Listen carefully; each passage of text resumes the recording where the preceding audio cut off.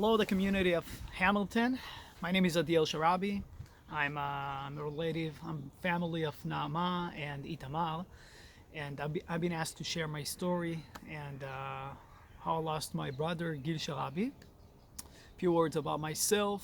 I'm 39 years old. I live in Jerusalem these days. I'm a tour guide.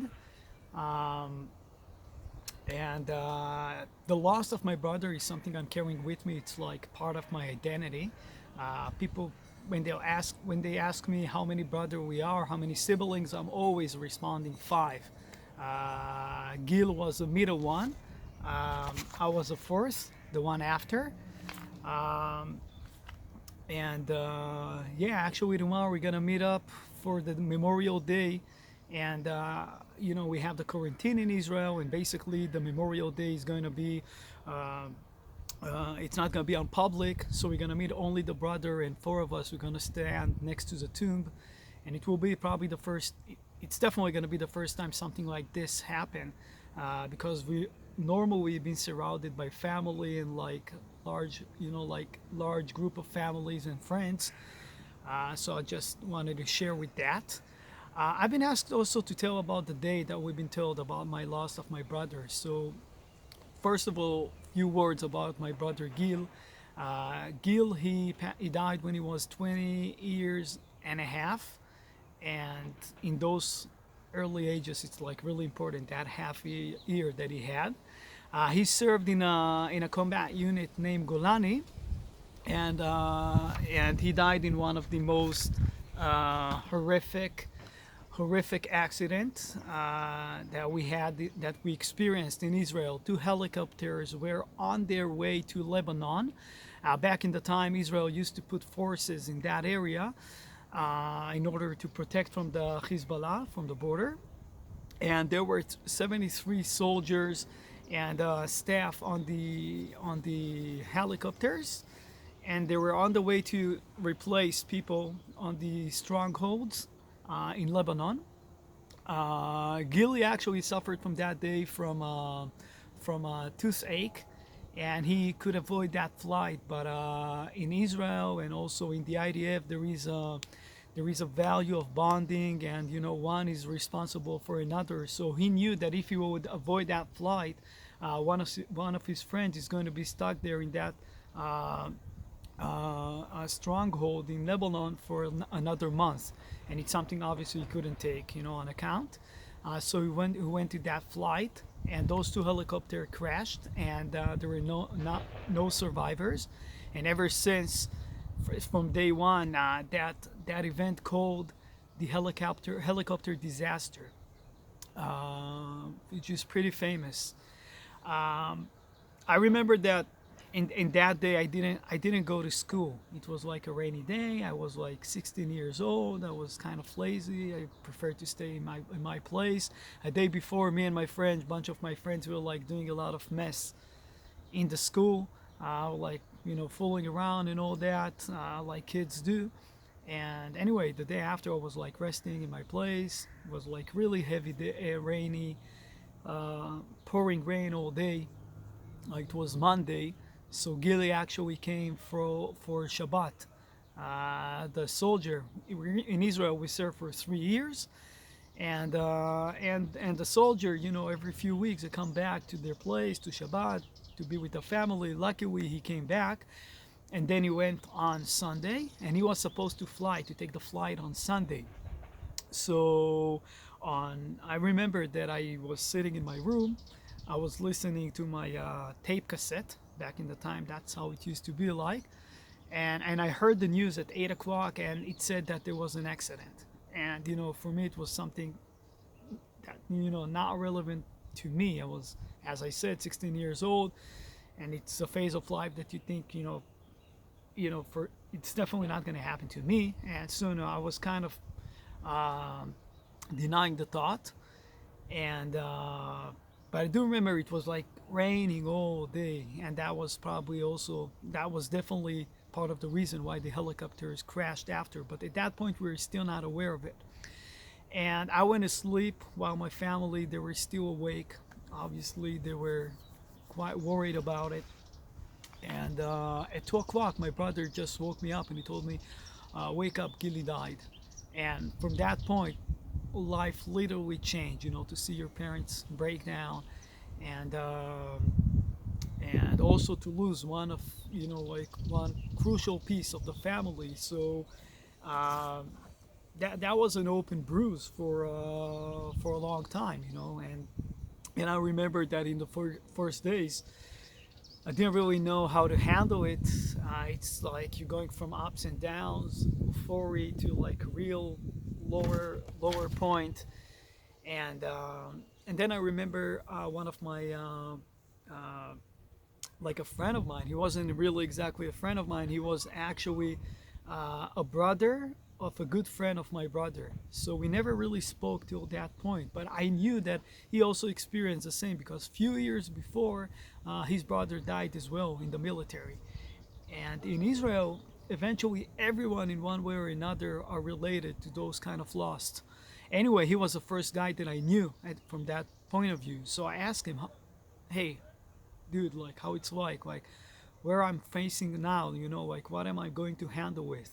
And he told me, "Look, it's like someone taking an organ or a part of your body. So you're like bleeding, it's hurt, you're like at the beginning you cannot avoid it, but then like gradually all you left is the scar during the year, but you always feel that something is missing." And I remember that when he told me that, I was like, okay, that makes sense. And it's kind of helped me to handle with the loss after, because in the first days it's feel like the whole world is like twisting over and you cannot get from that point. And then obviously the first years were like really hard. I used to write a lot of songs, and that's helped me. That was my therapy. One of the songs became pretty famous in Israel. It played a couple of times in the radio. I can attach a link after to the video. But basically, the whole family were like gathering together. I wrote the words, the lyrics. Another cousin, he made the melody, and this song ever since was played in different parts of the country and ceremonies and etc. So that was my way to handle it. And then after, it was like a life journey. After then I wanted to go to the military, and of course all my friends were to combat units, and in Israel it's like kind of your manhood, and obviously I wanted to go as well. But when I saw the expression of my parents, when I told them that I want to go to the same unit of my brother, I felt like their expression was that they already lost another child. And being only 16 years old and so young, and yet I still realize that it's something that could be like devastating. It's already horrible to like lose one child. So that was like my biggest, I would say, um, the thing that I gave up. The first thing that I really felt that I gave up in my early stage of my life, not going to military combat, and and and yeah, so I went and I was like a sport instructor. I was more in charge on physical training, and that's what I did during that time. After that, I had like after the military, so we had like the trip. Most of the Israelis are like traveling around the world, so I went to Australia, New Zealand, Nepal, India, and it was like a time for me to grieve about the loss of my brother. I was already 21 years old, 5 or 6 years after my brother lost, and I already during that time lost more friends in the military service. So I just needed to make like a long road trip all over Australia and to like let my thoughts like drown in, and then I went to the part of India which was more spiritual and more about meditations, and it was like constant journey all over my life, even in my 30s and after, to heal from that open wound. And during the time we learned to accept I mean, you can never really accept it, like totally, because I'm always gonna miss my brother. It's really hard for me to see that my nephews, we already have about 10 of them. It's like a hard thought that they will never gonna know my brother. They're gonna never know Gilly.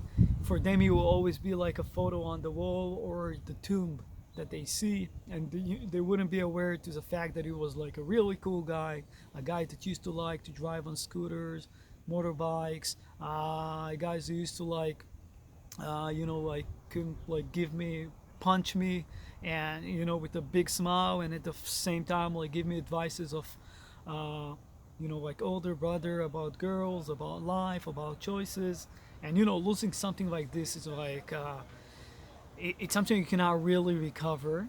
But on the other hand, we learn a lot from it. We're like, we're moving on. Life is like stronger than everything, and it's a choice that we make. I chose uh, to connect to, and to connect of the side of love, love of being. Like being alive. It's like, it's a privilege. My brother didn't have this privilege. He chose to protect his country and passed away when he was 20 years old.